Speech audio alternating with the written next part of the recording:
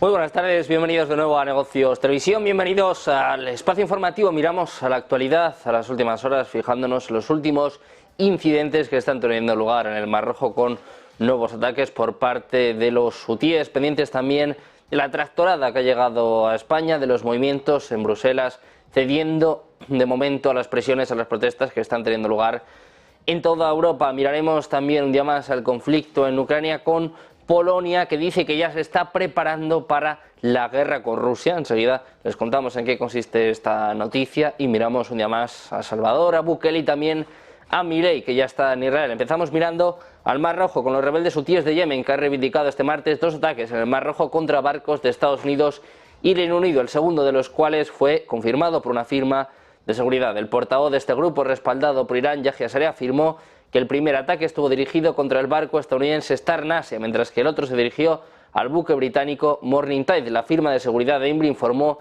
previamente que un ataque con drones había provocado daños menores en un barco de propiedad británica frente a la costa de Yemen controlada por los hutíes.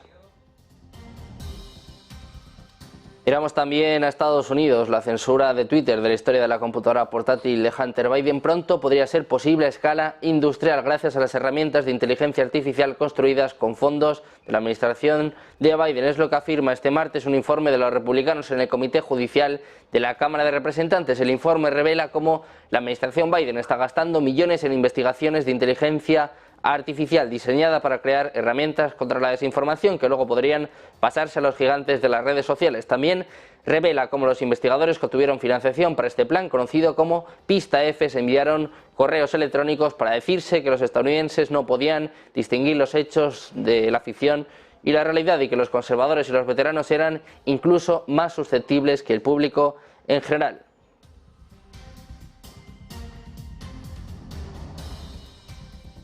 Pasamos ahora a Europa. La presidenta de la Comisión Europea, Ursula von der Leyen, ha anunciado este martes que va a pedir que se retire la propuesta para reducir a la mitad el uso de pesticidas en la Unión Europea, porque cree que se ha convertido en un símbolo de polarización y considera que el próximo Ejecutivo Comunitario podrá realizar un plan más maduro con la participación de los agricultores y las conclusiones del diálogo estratégico con el sector que ha arrancado a finales de enero. La líder alemana ha recordado que la Comisión propuso esta regulación con el digno objetivo de reducir los riesgos de los productos fitosanitarios, pero que se ha convertido en un símbolo de polarización. Ha sido rechazada por el Parlamento Europeo y en el Consejo tampoco hay avances, por lo que va a proponer su retirada al Colegio de Comisarios. Seguimos con más noticias y miramos ahora a Polonia. El ministro de Defensa polaco Władysław Kosiniak-Kamysz ha afirmado que su país debe prepararse urgentemente para la amenaza de una guerra con Rusia. Es lo que ha dicho en una entrevista publicada este lunes, donde el periódico Super Express preguntó al propio Kosiniak si consideraba posible la derrota militar de Ucrania por parte de Rusia y una posterior invasión del territorio polaco. Dice: espero todos los escenarios y me tomo muy en serio los peores. Esa es la tarea de un ministro de Defensa en la situación en la que nos encontramos hoy. Es lo que decía el político conservador, que apuntaba que no solo no sacaba estas palabras de la nada, sino que las había sopesado cuidadosamente. Polonia es miembro de la Unión Europea y también de la alianza de la OTAN, y dijo que el Ministerio de Defensa ya había comenzado a tomar medidas concretas para prepararse.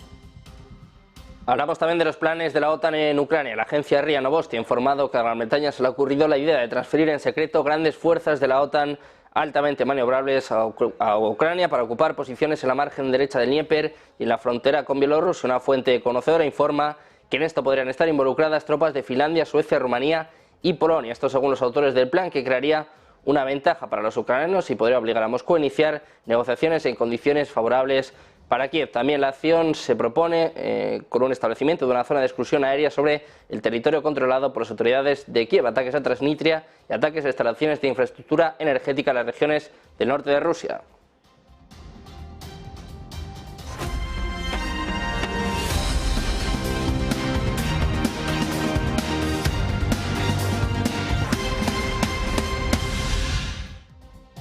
Bienvenidos de nuevo a Negocios Televisión, bienvenidos al espacio informativo. Miramos a la actualidad, a las últimas horas, y empezamos mirando a Yemen, a los rebeldes hutíes que han denunciado este martes de madrugada 3 nuevos bombardeos perpetrados por Estados Unidos y Reino Unido contra la ciudad de Saada, en el noroeste de Yemen, en el marco de las operaciones de Washington y Londres para reducir la capacidad de los insurgentes de atacar a los buques mercantes en el Mar Rojo. La agresión británico-estadounidense ha lanzado 3 ataques contra el este de la ciudad de Saada, es lo que ha publicado en su canal de Telegram la portavocía de temas de seguridad del Ministerio del Interior del movimiento de los hutíes, sin dar más información a este respecto. Durante la misma noche, la Agencia de Operaciones de Comercio Marítimo de Reino Unido ha informado en su cuenta de la red social X sobre un incidente a 57 millas náuticas de la ciudad de Hodeida, controlada por los hutíes, sin que haya habido víctimas. Por su parte, los rebeldes hutíes de Yemen han reivindicado este martes 2 ataques en el Mar Rojo contra barcos de Estados Unidos y Reino Unido, el segundo de los cuales fue confirmado por una firma de seguridad. El portavoz de este grupo, respaldado por Irán, Yahya Saree, afirmó que el primer ataque estuvo dirigido contra el barco estadounidense Star Nasia, mientras que el otro se dirigió al buque británico Morning Tide. La firma de seguridad Embry informó previamente que un ataque con drones había provocado daños menores en un barco de propiedad británica frente a la costa de Yemen, controlada por los hutíes. Hablamos también de Reino Unido, que ha lanzado una alerta a los buques marítimos en el Mar Rojo, un nuevo asalto en la ciudad portuaria yemení de Hodeida. Las operaciones de comercio marítimo de Reino Unido, en una nota de aviso, anunciaron este martes que fueron informadas de un incidente caracterizado como un asalto ocurrido al oeste de la ciudad portuaria yemení. No han proporcionado más detalles sobre la naturaleza del presunto ataque. Sin embargo, el Centro de Coordinación emitió un mensaje de advertencia a los buques marítimos, aconsejándoles que extremaran la vigilancia cuando naveguen en las proximidades del Mar Rojo, donde tuvo lugar este incidente denunciado. Miramos ahora a Estados Unidos. Como saben, la atención está puesta en Oriente Medio, donde sigue la ofensiva diplomática de Estados Unidos. El secretario de Estado, Antony Blinken, se ha reunido este lunes con el gobernante de facto de Arabia Saudí en una visita que los palestinos esperan que genere una tregua en Gaza, un alto el fuego, antes de que ejecuten la amenaza de ataque israelí contra Rafah, la ciudad fronteriza donde vive cerca de la mitad de la población del enclave, en la que además está refugiando. El jefe de la diplomacia americana llegó a Riad al inicio de su primer viaje a Oriente Medio, desde que Washington negoció una oferta con aportes israelíes para el primer alto el fuego extendido de la guerra. La reunión de Blinken con el príncipe heredero Mohammed bin Salman duró cerca de 2 horas y el secretario no respondió a las preguntas de los periodistas cuando regresó a su hotel.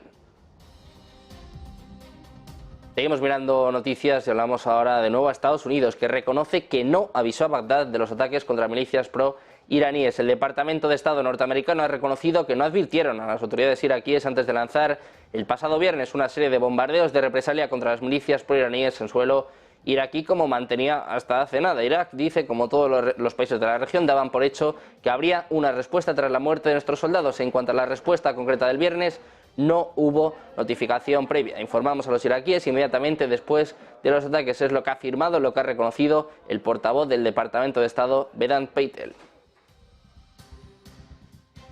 Miramos también al ministro de Defensa británico, Grant Shapps, ha declarado ante el Parlamento este lunes que los ataques aéreos habían agotado la capacidad de los hutíes de Yemen para atacar el transporte marítimo del Mar Rojo, pero que la amenaza no se ha eliminado. Entre tanto, Israel ha continuado con su ofensiva y ha amenazado con un nuevo ataque terrestre contra Rafah, una pequeña ciudad en la frontera sur con Egipto, donde más de la mitad de los 2,3 millones de habitantes de Gaza viven ahora, en su mayoría, en tiendas de campaña improvisadas. El primer ministro israelí, Benjamin Netanyahu, al visitar a las tropas este lunes, dijo que las fuerzas israelíes habían matado o herido a más de la mitad de las fuerzas combatientes de Hamas y que continuarían hasta lograr una victoria total. Miramos de nuevo a Estados Unidos y hablamos ahora de la censura de Twitter de la historia de la computadora portátil de Hunter Biden en 2020. Ojo, porque esto pronto podría ser posible a escala industrial. Todo esto gracias a las herramientas de inteligencia artificial construidas con fondos de la administración de su padre, de Joe Biden. Es lo que afirma este martes un informe de los republicanos en el Comité Judicial de la Cámara de Representantes. El informe revela cómo la administración Biden está gastando millones en investigaciones de inteligencia artificial diseñadas para crear herramientas, dicen, contra la desinformación que luego podrían pasarse a los gigantes de las redes sociales. También revela cómo los investigadores que obtuvieron financiación para este plan, conocido como Pista F, se enviaron correos electrónicos para decirse que los estadounidenses no podían distinguir la realidad de la ficción y que los conservadores y los veteranos eran incluso más susceptibles que el público. En la Comisión Europea, Ursula von der Leyen ha anunciado este martes que pedirá que se retire la propuesta para reducir a la mitad el uso de pesticidas en la Unión Europea, porque cree que se ha convertido en un símbolo de polarización y considera que el próximo Ejecutivo Comunitario podrá realizar un nuevo plan más maduro, con la participación de los agricultores y las conclusiones del diálogo estratégico con el sector que ha arrancado a finales de febrero. Escuchamos a von der Leyen dando este anuncio. La Comisión propuso SURE con el objetivo encomiable de reducir los riesgos que implican los productos fitosanitarios químicos. Pero esta propuesta se ha convertido en el símbolo de la polarización. Es algo que ha rechazado el Parlamento Europeo, no hay avance tampoco en cuanto a Sur en el Consejo y, por lo tanto, tenemos que hacer algo. Por ello, voy a proponer al Colegio de Comisarios que se retire esta propuesta, pero el tema continúa en el candelero, por supuesto. Propondré que avancemos a través de un aumento de diálogo y con un enfoque distinto. Sobre esta base, creo que la Comisión podría lanzar una propuesta mucho más madurada, con un contenido más concertado, conciliado con las...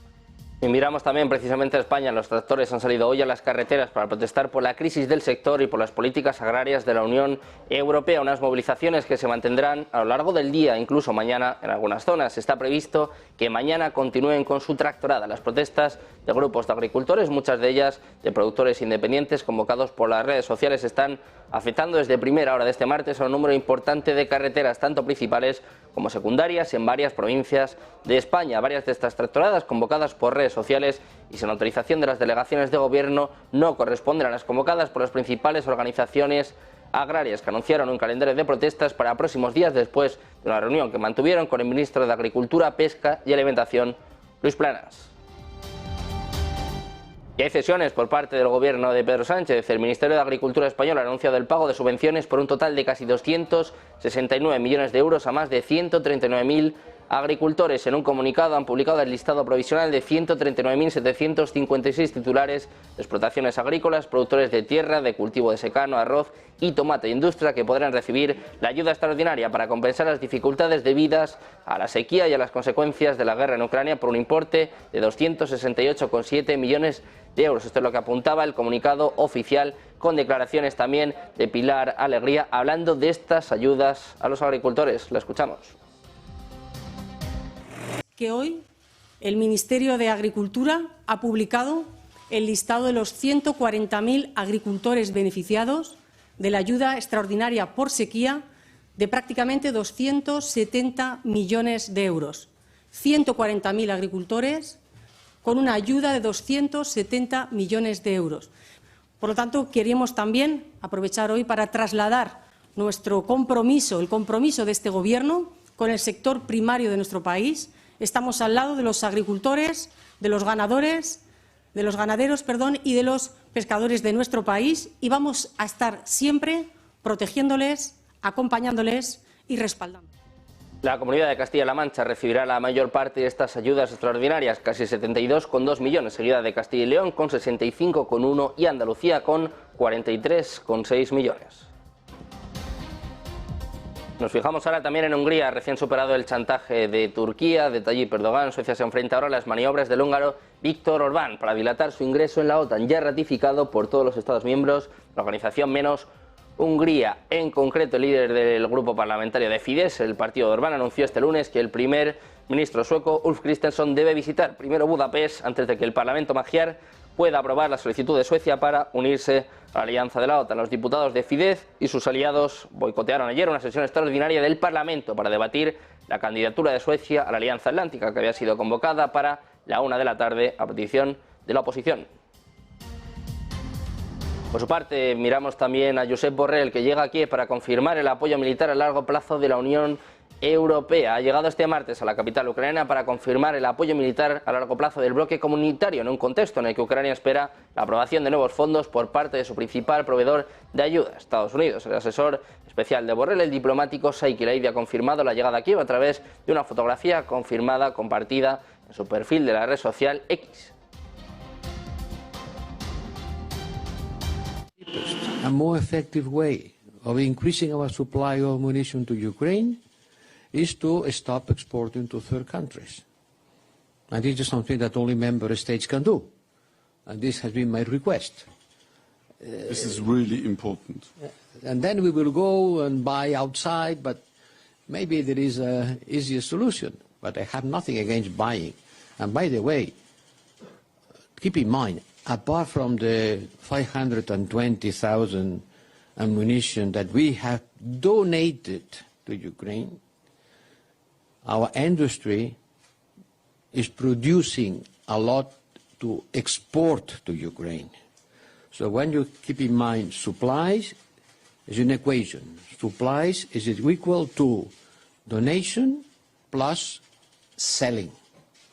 And we are selling on a commercial basis to Ukraine a very great number of munitions. For security reasons, I cannot say the figures, much less where this ammunition are coming from. But don't believe that it is only donation. Our industry produce to donate and produce to sell. En la misma línea se está manifestando la presidenta de la Comisión Europea, Ursula von der Leyen, en un momento en el que además llegan nuevas advertencias de países, en este caso Polonia. Dice que ya se está preparando para una guerra con Rusia. Hacemos una pausa, 2 minutos, y les contamos todo enseguida en Negocios Televisión.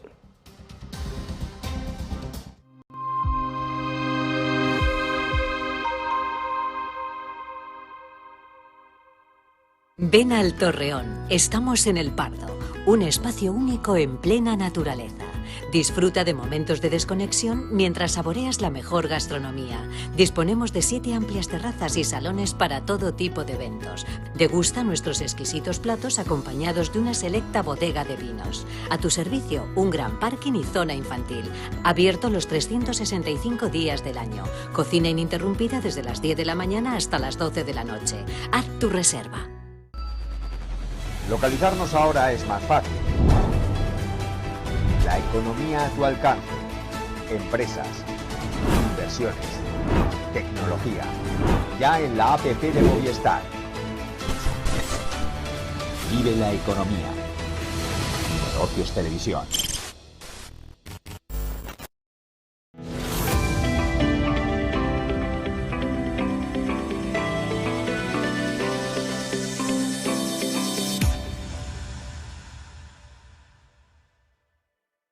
Hola, ¿qué tal? Muy buenas. Si estás viendo esta cadena es que te gusta estar bien informado y te gustan mucho los mercados financieros.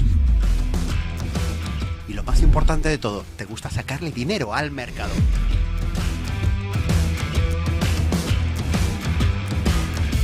Así que tenemos una cita, el cierre de Wall Street los lunes a las 9:30 de la noche, los martes y los jueves un poquito antes, a las 9:15. Aquí estaremos en Negocios Televisión explicando, consultorio, explicando por qué tomo decisiones de compra, por qué vendo, todo lo relacionado con los mercados. Ese consultorio a vuestra disposición para ver cómo veo el mercado y un montón de novedades que iremos anunciando próximamente.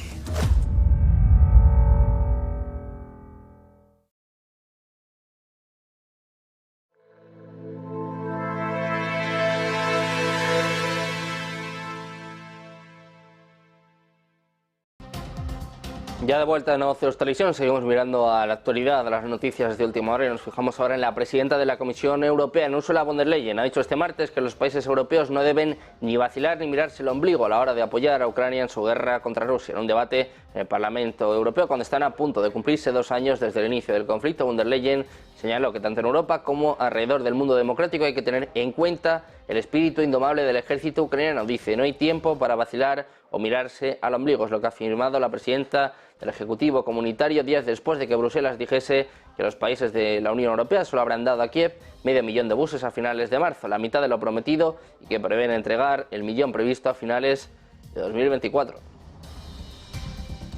Mientras tanto, miramos de nuevo a la Unión Europea, que tiene la intención de hacer que el ejército y la industria militar de Ucrania formen parte de sus propias capacidades militares. Asimismo, lo ha afirmado en una sesión del Parlamento Europeo la jefa de la Comisión Europea, Ursula von der Leyen. Al mirar hacia el futuro, dice, debemos pensar en el ejército ucraniano como parte de nuestras capacidades militares. Debemos pensar en la industria ucraniana como parte de nuestra propia industria militar. Es lo que dijo la propia von der Leyen, añadiendo, así que ya hemos incluido a Ucrania en el proceso de preparación de nuestra propia estrategia militar industrial, que será el primer paso para integrar a Ucrania en alguno de nuestros programas militares. Von der Leyen expresó la opinión de que esto podría garantizar la interoperabilidad de fuerzas y capacidades y la planificación militar industrial colectiva. Además, advirtió que hay mucho sufrimiento por delante. Añadió que en un futuro próximo Ucrania estará entre nosotros. Miramos ahora a Estados Unidos. Cuando faltan 9 meses para las elecciones presidenciales, la influencia de Donald Trump Ya se empieza a notar. El expresidente amenaza a través de sus aliados en el Congreso con enterrar esta semana cualquier futura ayuda estadounidense a Ucrania. Es lo que informa la agencia France Press. Este jarro de agua fría cayó minutos después de que el texto, resultado de varios meses de negociaciones en el Senado, se hiciera público. El proyecto de ley prevé 60.000 millones de dólares para Ucrania y 14.000 para Israel. También contiene una reforma del sistema migratorio estadounidense, un tema candente de la campaña electoral a la que destinan 20.000 millones.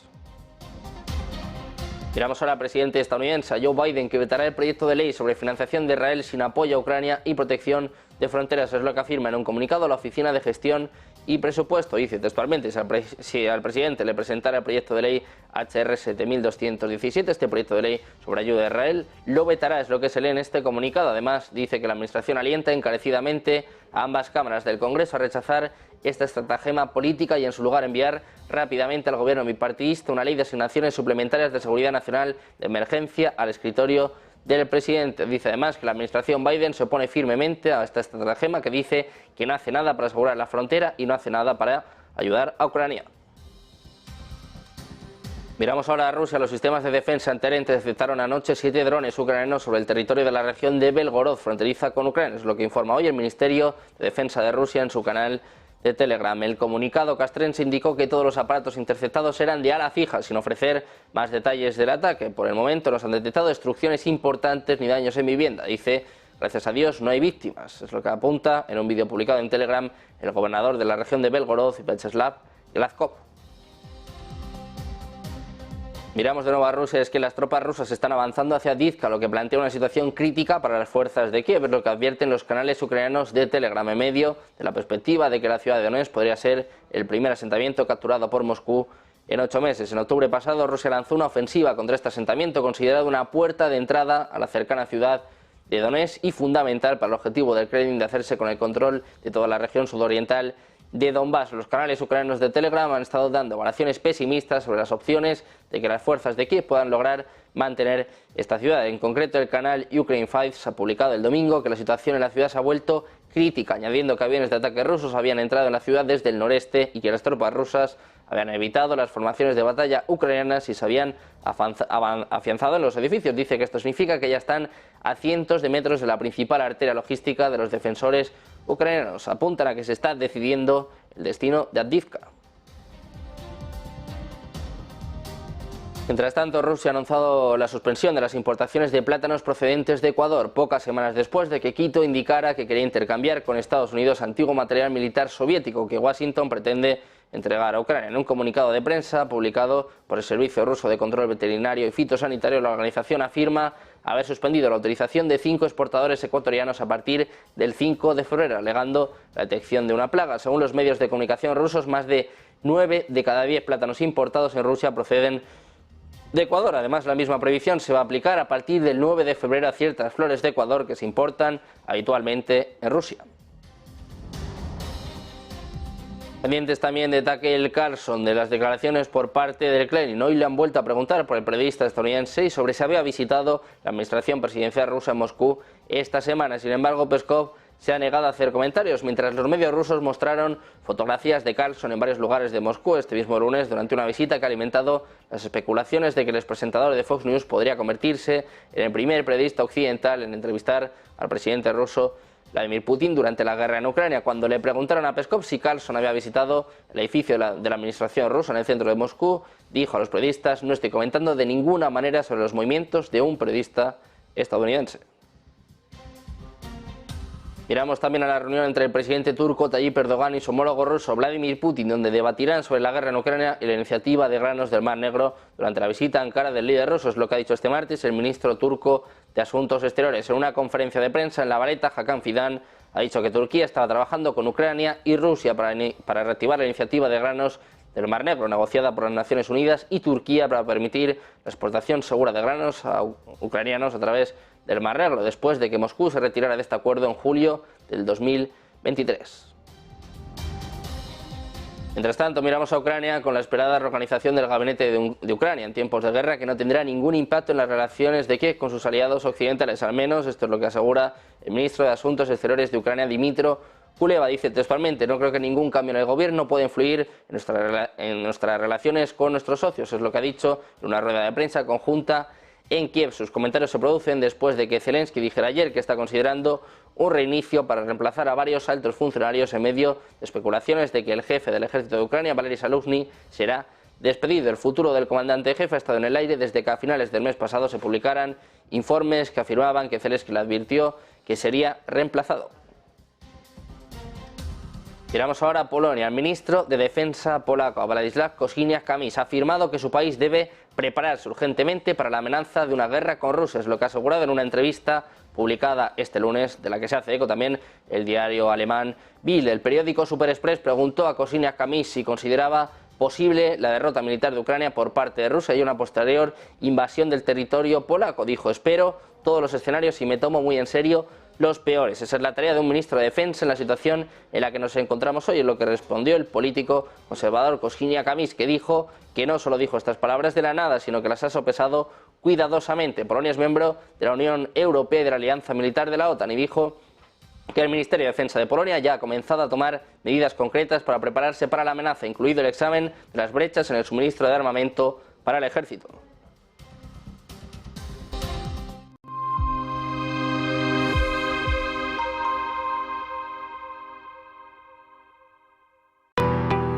¿Qué es Bitcoin? Hoy vamos a explicarles qué es exactamente Bitcoin, explicándoles los conceptos básicos para que entiendan esta criptomoneda de la que todo el mundo lleva años hablando. Esta explicación les servirá para saber también qué son exactamente las criptomonedas y cómo funcionan, para que puedan tener una noción un poco menos técnica de cómo funciona todo esto y a lo que nos referimos con cada término. Bitcoin es una criptomoneda o moneda virtual, concretamente la primera que fue desarrollada. Es la criptomoneda que le ha marcado el camino a todas las demás que llegaron después utilizando su tecnología. Esta tecnología es la cadena de bloques o tecnología blockchain, que también se utiliza para otras cosas. La primera de las criptomonedas fue creada por Satoshi Nakamoto, que es el seudónimo que corresponde a una persona que nadie sabe exactamente quién es, aunque sí que es cierto que ha habido muchas teorías. Esta persona publicó en 2009 un artículo en el que describía un sistema de pagos P2P al que llamó Bitcoin. Al cabo de unos meses, él mismo publicó la primera versión del software que permite gestionar la red de la moneda y que además empieza a interactuar con los primeros interesados en foros. La cantidad total de bitcoins que se emiten cada año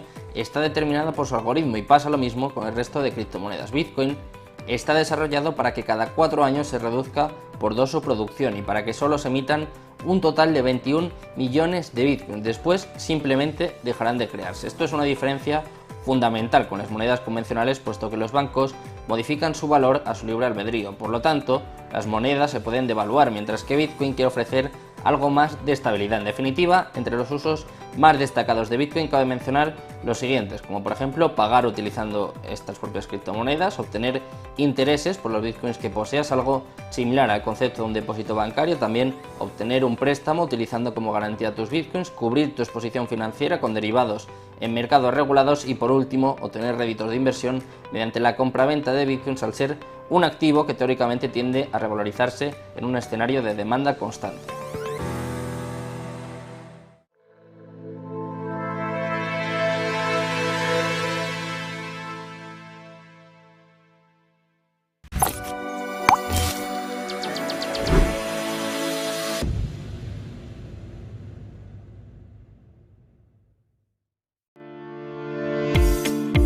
Dicen que el tiempo lo cura todo, pero los inversores en bonos que se han visto perjudicados por la compra de Credit Suisse pueden necesitar más que unos meses antes de estar dispuestos a lanzarse a por los bonos de capital adicional Tier 1, los AT1, que el VS espera todavía colocar en el mercado. Es fácil entender por qué los inversores en deuda subordinada pueden mostrar cautela, porque recibieron un duro golpe cuando el banco suizo aceptó hacerse cargo de su rival en quiebra en marzo.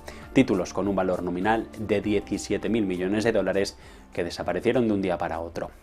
Y lo que es peor, fueron borrados a pesar de que los accionistas consiguieron retener algo de valor, en un extraordinario vuelco de la jerarquía tradicional del capital. Los bonos AT1, los convertibles contingentes, los cocos, se crearon a raíz de la crisis financiera de 2008. Era una forma en la que los bancos que colapsaran absorbieran las pérdidas, lo que hacía menos probable un rescate financiado por el contribuyente. Apuesta arriesgada, porque si un prestamista se mete en problemas, esta clase de bonos se pueden convertir rápidamente en capital o amortizarse por completo. Son de mayor riesgo y por eso ofrecen un mayor rendimiento que la mayoría de los emitidos con calificaciones crediticias similares, lo que los hace populares, sobre todo entre los que tienen dinero, los clientes institucionales. Por lo general, los tenedores de bonos, en el orden jerárquico, están arriba. Cuando un banco colapsa, los accionistas son los primeros que pierden, pero debido al cambio de las normas, por el caso Credit Suisse, ya nada está sobre seguro.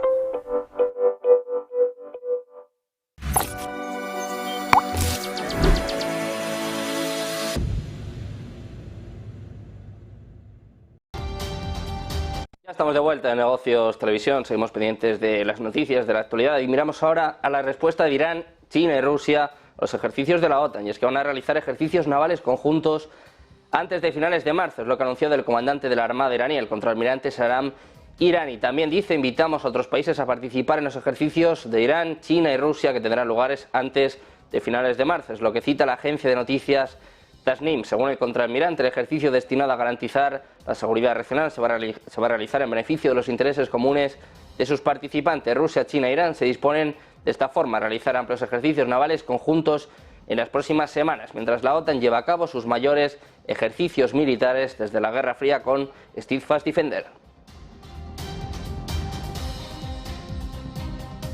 Les contamos también los planes de Reino Unido para entrar en la guerra en Ucrania. La agencia RIA Novosti informa de que a Gran Bretaña se le ha ocurrido la idea de transferir en secreto grandes fuerzas de la OTAN altamente maniobrables a Ucrania para ocupar posiciones en la margen derecha del Dnieper y en la frontera con Bielorrusia. Una fuente conocedora informó que en esto podrían estar involucradas tropas de Finlandia, Suecia, Rumanía y Polonia. Con esta maniobra pretenden liberar fuerzas del ejército ucraniano que Kiev va a trasladar a la zona del distrito militar del norte. Esto, según los autores del plan, creará una ventaja para los ucranianos que obligará a Moscú a iniciar negociaciones en condiciones favorables para Kiev. También en esta acción se propone un establecimiento de una zona de exclusión aérea sobre el territorio controlado por las autoridades de Kiev, ataques a Transnistria y ataques a instalaciones de infraestructura estratégica en las regiones del norte de Rusia. Se espera que la preparación de este escenario por parte de Gran Bretaña esté completa en mayo de 2024. El plan se va a poner en práctica ante un debilitamiento significativo de las Fuerzas Armadas de Kiev y el avance del ejército ruso en territorio ucraniano, según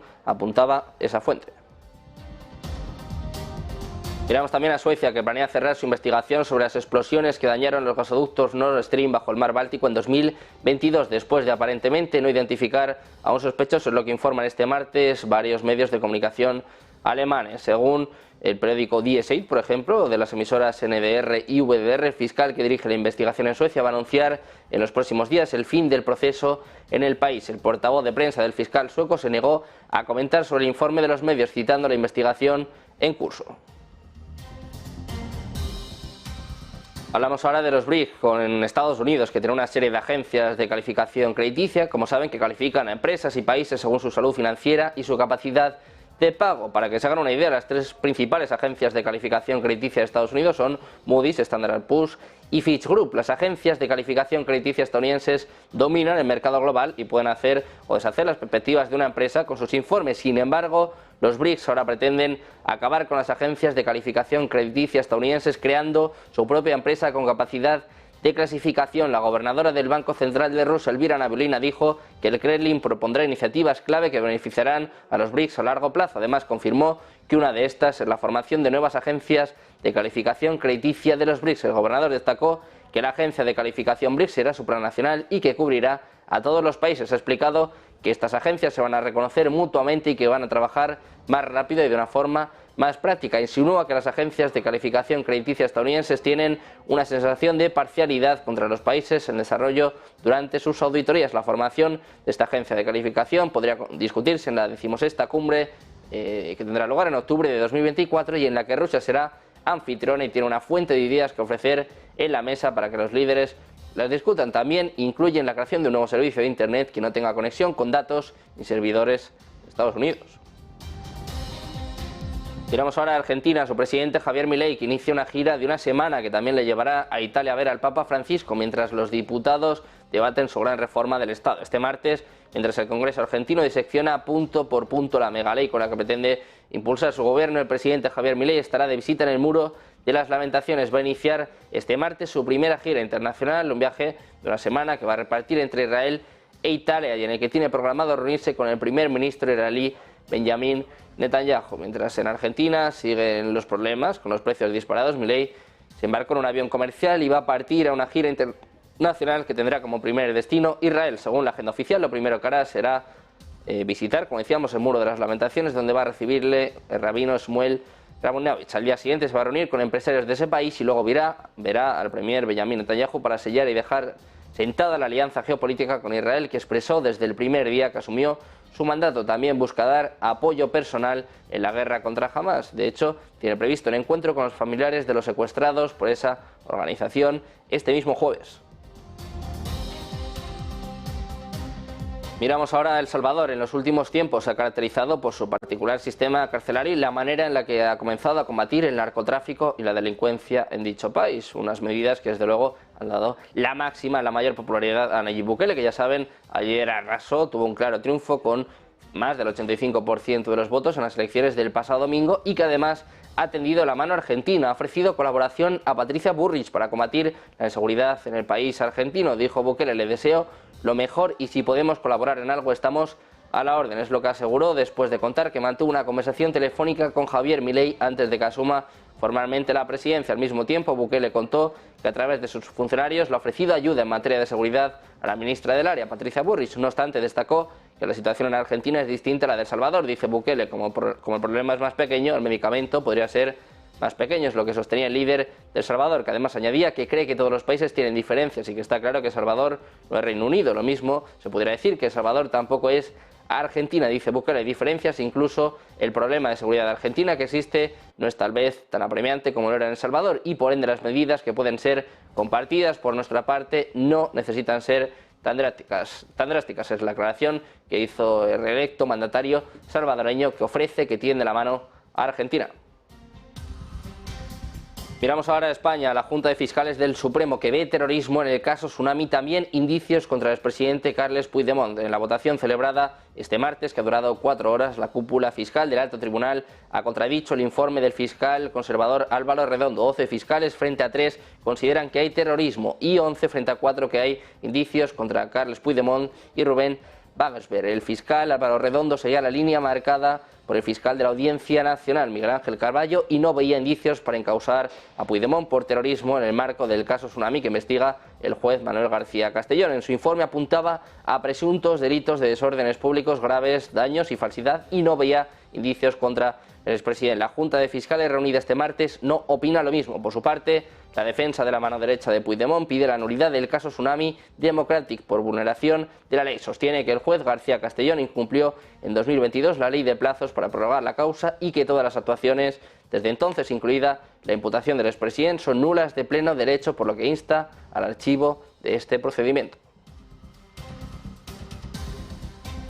Miramos también a China, en la cúspide de la producción de chips de próxima generación, a pesar de las restricciones de Estados Unidos con SMIC y Huawei, que planean fabricar un nuevo procesador de 5 nanomilímetros, respaldando el objetivo de Beijing de semiconductores avanzados.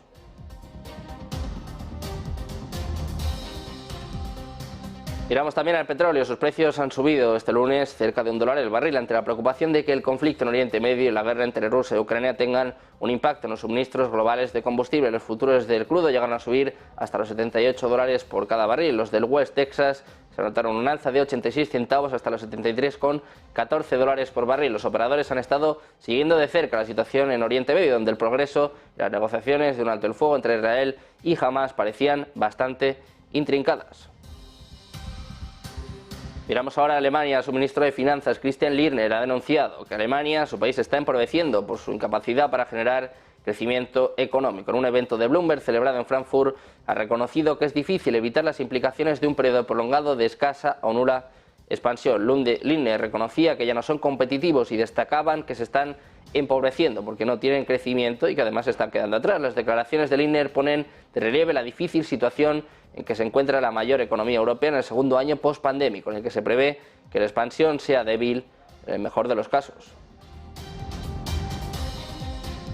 Hablamos ahora de la secretaria del Tesoro, de Janet Yellen, que cree que un sistema financiero estable es la clave para la fortaleza económica de Estados Unidos. Este será el mensaje principal que ponga sobre la mesa este martes, cuando ofrezca una evaluación optimista de la economía, un año después de que el sistema bancario del país se enfrentara turbulencias. Ofrecerá su testimonio ante la Cámara este martes, ante el que rendirá cuentas sobre lo que han hecho para salvaguardar el sistema financiero desde que colapsaron Silicon Valley Bank y Signature Bank. Según The New York Times, La secretaria del Tesoro va a trasladar a los legisladores que Estados Unidos ha tenido una recuperación económica histórica de la pandemia, pero que los reguladores deben salvaguardar atentamente el sistema financiero de una serie de peligros inminentes para preservar las ganancias de los últimos 3 años. Si bien la agitación en el sistema bancario ha disminuido en gran medida, el Consejo de Supervisión de la Estabilidad Financiera, encabezado por Yellen, ha estado revisando cómo rastrea y responde los peligros para la estabilidad financiera, al igual que otros organismos gubernamentales. El Consejo no anticipó y advirtió a los reguladores sobre los problemas que derribaron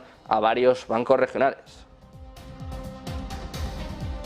Volvemos a mirar a China, las acciones que se recuperan después de que el regulador de mercados haya ofrecido apoyo. Los inversores han recuperado el ánimo después de que la Comisión Reguladora de Valores de China haya prometido guiar a varios inversores institucionales para que ingresen al mercado con mayores esfuerzos y al mismo tiempo alentaba a las empresas que cotizan en bolsa a realizar más recompras de acciones. En una publicación de este martes por la mañana, el índice de referencia chino, el CSI 300, subió un 1,8% después de caer en la apertura. El Hansen de Hong Kong subió un 2% y el CSI 100, que incluye más empresas chinas de pequeña capitalización, también subió un 2% después de perder hasta un 2,3% al comienzo del día. El índice ha bajado cerca de una cuarta parte en lo que va de año, ya que los inversores apuestan a que el apoyo gubernamental va a beneficiar a las empresas más grandes. Nos fijamos en empresas y hablamos ahora de Toyota, que ha elevado su previsión de beneficios operativos para todo el año en casi un 9%, después de batir resultados trimestrales con una mejora del 75,7%, mejora que llega después de apuntarse unos volúmenes de ventas y con un yen más débil que ha impulsado sus cuentas. El fabricante de automóviles más vendido del mundo ha elevado su pronóstico de ganancias para el año en curso a 4,9 billones de yenes frente a los 4,5 esperados. El objetivo más alto contrasta con las perspectivas pesimistas proporcionadas por muchos de sus rivales, que han advertido sobre una desaceleración del crecimiento de las ventas y anunciarán recortes de producción este año debido a las altas tasas de interés y la desaceleración la demanda de vehículos eléctricos. Se considera que Toyota, rezagada en vehículos eléctricos alimentados por baterías, ha superado a sus competidores este año, ayudada por la sólida demanda de vehículos híbridos, en la que fue pionera hace más de un cuarto de siglo con el modelo Prius. Hablamos ahora de UBS, que va a reanudar la recompra de acciones este año, prometiendo entregar hasta 1.000 millones de dólares a los accionistas en el segundo semestre, en su intento de superar la integración de Credit Suisse. Ha dicho que va a reanudar la recompra de acciones este año, comprometiéndose a entregar hasta 1.000 millones de dólares a los accionistas en el segundo semestre, en su intento por recuperarse después de esta integración. El banco con sede en Zurich dijo que las recompras de acciones comenzarán después de la fusión legal de ambas entidades y que están destinadas a superar los niveles anteriores a la adquisición en 2026. El banco confirmó su objetivo de rentabilidad para ese periodo de tiempo y aumentó el importe de los ahorros de costes previstos a 13.000 millones de dólares frente a los 10.000 millones anteriores. Pendientes de más noticias, de más actualidad, de más últimas horas, pendientes también del análisis de esta segunda sesión de la semana. Hacemos una breve pausa, 2 minutos, y volvemos